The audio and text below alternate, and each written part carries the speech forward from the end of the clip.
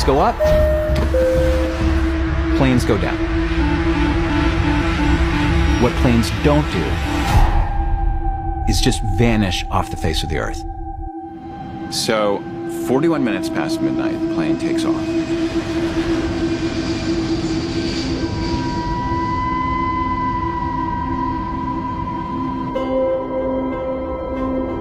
It's a clear night, everything's very calm.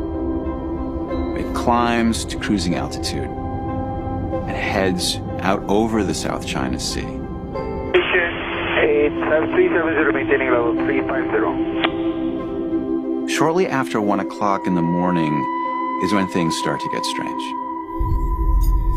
The plane is about to leave Malaysian airspace.